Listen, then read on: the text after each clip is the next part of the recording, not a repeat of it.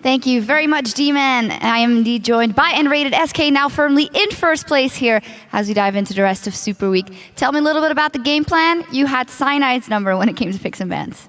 Yeah, we kind of focused on Cyanide a bit, like the whole discussion was about the jungle. I feel like we wanted to get our comfort picks and it worked out really well. I've got two questions about that. Do you feel the picks and bans worked at shutting down Cyanide? And secondarily, what is a perfect way to play your team composition, and did you play it that way? It was not specifically to shut down Cyanide completely, just to get him out of his comfort zone. I feel like the picks have worked very well because we just managed to get the picks and give them the picks that we wanted to.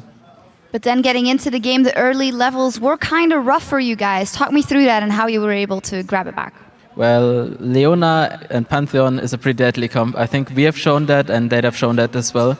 You just have to get over laning phase like as early as possible, and it just took us some time and we were struggling at the start, but at a certain point we just managed to pull ahead by having good rotations and just map pressure in total. So in your mind, is the Karma and the Evelyn a good counter to that stun lock, engage kind of composition that Fnatic put together? Well, I don't know if it's a counter, but everything that pressures can handle pressure. So Eve is a good pick. A little bit in that early game as well, we saw that Svenskeren got a little bit behind by the rotations on Fnatic in that early game. Wicked put on his Facebook, he thinks that level 1s are very random now. Do you feel the same? Is that not something you can strategize against at all? Since it changes to the Water Trinket, I feel it's completely random. You might as well invade any buff you want at any time without knowing where the lanes start or whatsoever. It might actually be a gamble, because someone might stand there and be able to shut down your invade like they did, but it didn't shut us down at all. It didn't manage to let us fall behind or anything, and we were just even, and that's all we had to do. So congratulations on the win. You guys actually had your playoff position locked in thanks to Super Hot Crew losing the game earlier today. Thanks to this win over Fnatic, you are now holding sole first place position at the top of the table. What does that mean to you and your team? And did you expect to be there at Super Week, considering how rough SK Gaming started the spring split? Well, no one of us would have predicted it at the start, but after some time we started dreaming, obviously. I feel like as long as we give everything and we're trying our best here in Super Week, we managed to get first or second place. Well, if you end first place after playoffs, that means you're going to All-Star, and we've also been asking the people who do you think should go for the other event, and Reckless is currently very firmly in first place. You played with him together as well. Do you think that he deserves that spot, or who do you kind of think are the picks? He's really an extraordinary player, and I feel like he deserves it, definitely. And he gets a lot of love of the community, and he represents Europe very well.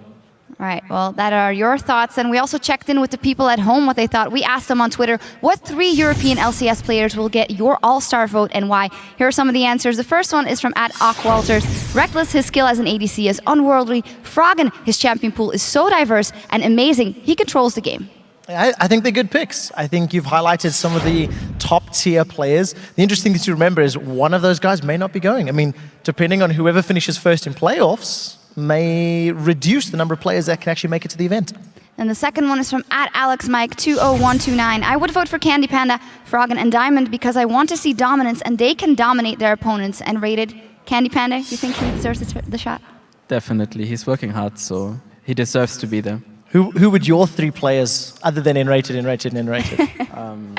I would vote Candy Panda or Reckless for AD carry, Froggen mid lane, and probably Diamond jungle.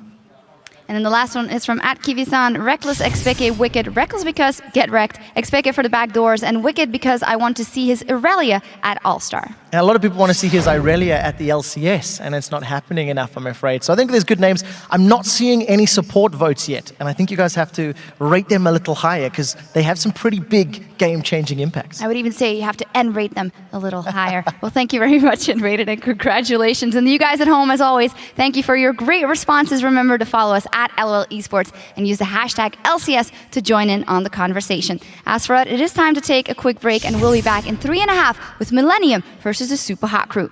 And this is the perfect time